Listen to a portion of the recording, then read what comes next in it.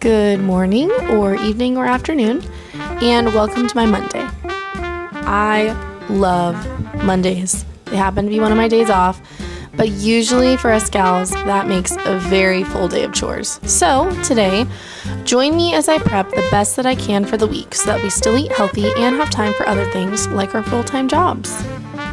One of the first things I like to do on these kinds of days is look in my fridge and take inventory.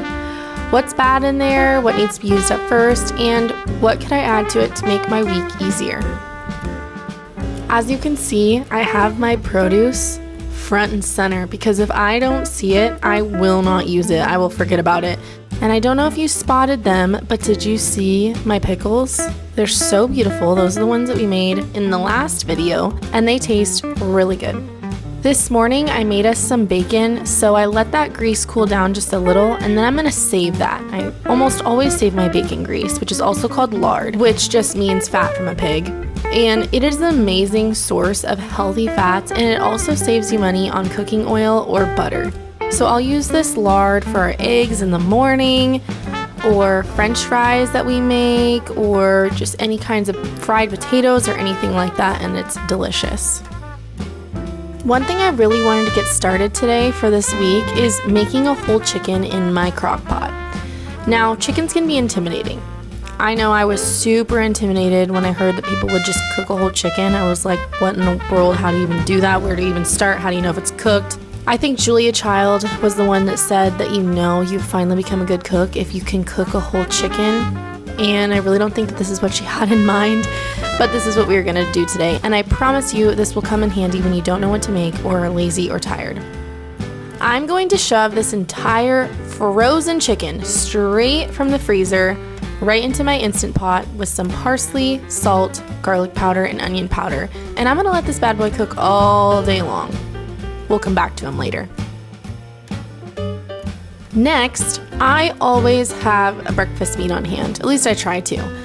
My husband actually won't eat breakfast without it, unfortunately, but it's great for you and can be super easy to prep ahead of time. I got this Hempler's sausage at my local grocery store, and this is not organic, but it doesn't have nitrates or nitrites, which is great. It also doesn't use any weird salts like a sodium phosphate or anything like that, just regular sea salt. It doesn't have the best of ingredients, but it is way too expensive these days to get anything fancier. I shop a lot at Sprouts, and to buy organic pork, it is just way out of our budget. So there are some things that I think that they don't have to be perfect. You can just do your best for your family and yourself to eat healthier. And this is an example of that because this sausage is local to my state, but I know it's not the best option. This is an example of something that maybe to someone else who's on their health journey, this would be a complete no-no. But for us, I know that this is going to be a really good source of protein, and our body is going to use it for fuel. So we really like it.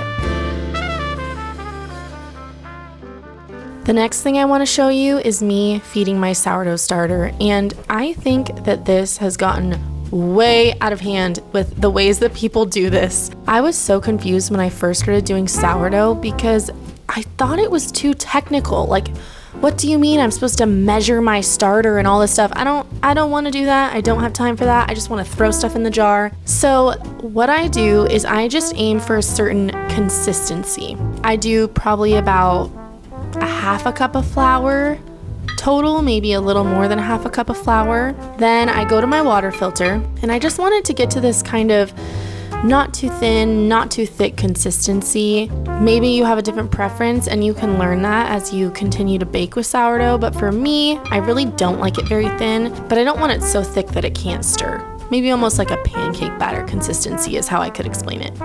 The next thing I wanted to show you is my super easy pizza pockets.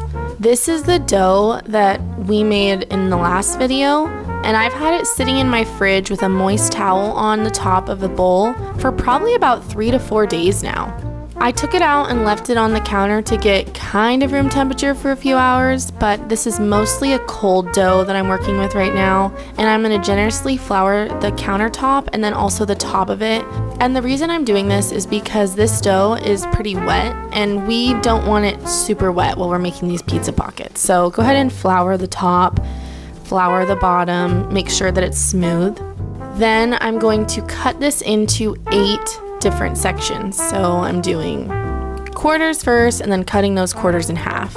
You could probably make smaller ones and you'll see the size of these. They're actually pretty decent. It's almost like more calzone than a pizza pocket size for sure. It's definitely not your frozen pizza pocket size. Next, I'm gonna roll these into little balls, and as you can see, I'm kind of wiping away the flour because I really want a sticky surface, which is my countertop, to make sure that I'm really getting tension on those dough balls and pulling them back. And using the countertop with less flour, as long as it's not sticking too much, really helps get that tension in those dough balls. Next, I'm gonna cook some more Hempler sausage. This is their mild Italian. And these are gonna be for the pizza pockets.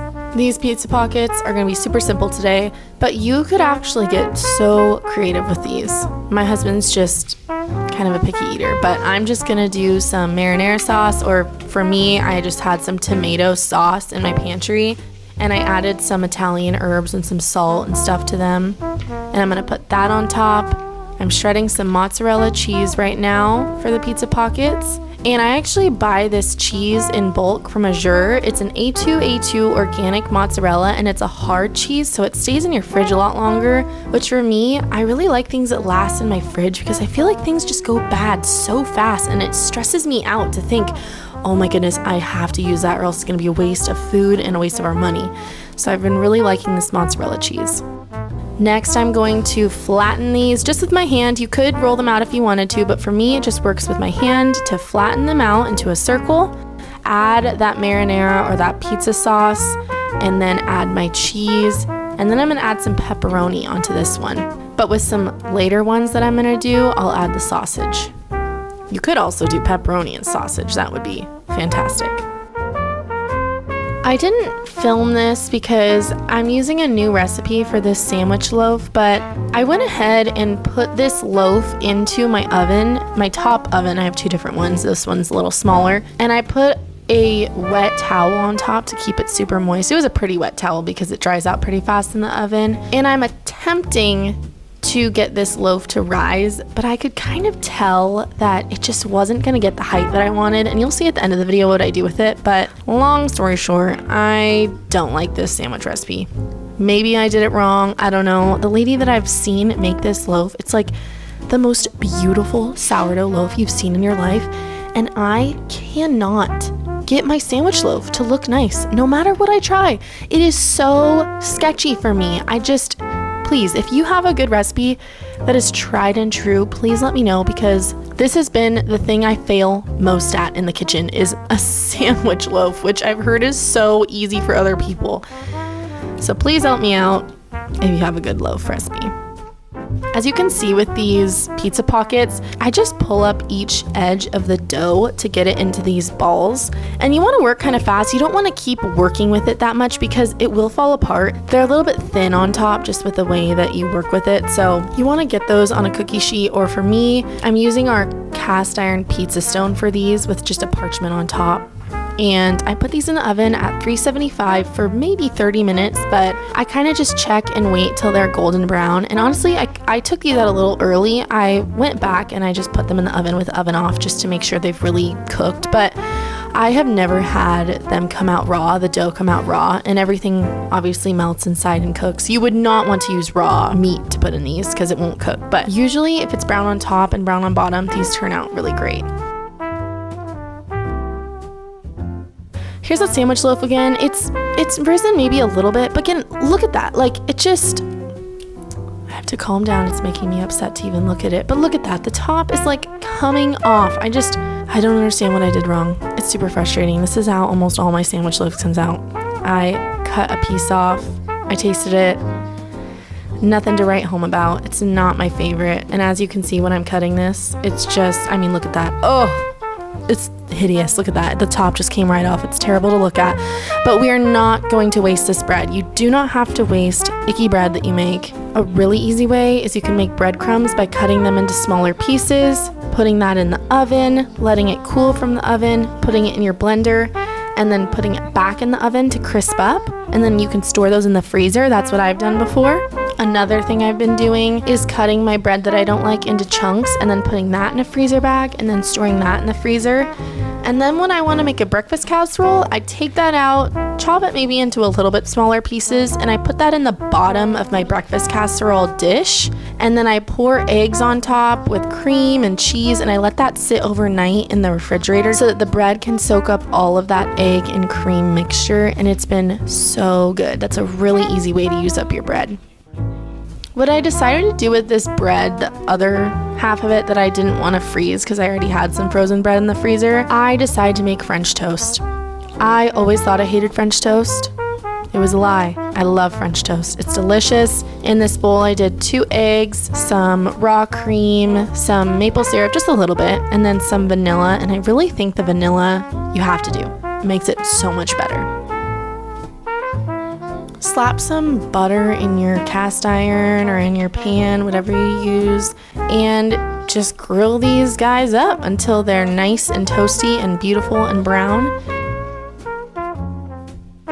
What I do with these is I take them out once they've cooked and I let them cool down pretty much all the way. Then I store these in a freezer bag, put them in the freezer, and then each morning I will take one out and pop it into the toaster and warm it up, and it is so good. Do you notice the theme here with me and freezers? You can do so much with food if you freeze it, and it really helps you save time. We're coming back to the chicken, and something I didn't show you but that I ended up doing was I went ahead and started pressure cooking this for maybe about 30 minutes, I think, and my Instant Pot is actually kind of broken, so it didn't completely work. But I've noticed that sometimes slow cooking the chicken all day doesn't quite get it cooked, and so just a few minutes of pressure cooking it will finish out the cooking process for the chicken. I almost always temp my meat now, so if you don't have a meat thermometer, I strongly suggest getting one, especially if you're a newer cook. It's made me a lot more confident in my cooking because I know exactly when the meat is safe to eat. And then I'm gonna turn the Instant Pot off and let it cool down a little bit so I can handle the chicken. And then I'm gonna take off all the meat from the chicken, and then I'm gonna store it in a freezer bag. Put that in the freezer as well. And then I'm going to put all of the bones, the carcass, right back into the Instant Pot, pour some water up to the top, and I'm gonna slow cook this. And I kept this slow cooking for literally 4 days, which I don't know, I don't think that that's bad. It was hot the entire time. I know people do that on their stovetop. I don't really know if an Instant Pot is supposed to be on for 4 days, but we had delicious bone broth that I was able to use with that chicken I just made. And I made a chicken curry this week with some potatoes and carrots and onions, and it was delicious, and it was so easy to have my protein already cooked ahead, and then some really nourishing bone broth to top it off. Well, to be honest with you guys, this day was really helpful for our week, and I'm glad that I did it, but it was also really tiring, and I am super exhausted. I say that just to be real and to tell you that a lot of the time on YouTube, a lot of women make this seem so easy, and like they're not tired and they're gonna go do more chores after this, but I'm tired, you guys. I'm gonna finish out by doing some laundry, and then I'm gonna go on the couch and I'm gonna sit down and I'm gonna unwind. It's super important, whether you have a full-time job, whether you have kids, whatever season of life you're in, that you really make sure to rest. I know that some seasons that's easier than other seasons, but I'd really encourage you, make sure to rest and unwind and spend time with the ones that you love too. So I hope you enjoyed, and I'll see you in the next video.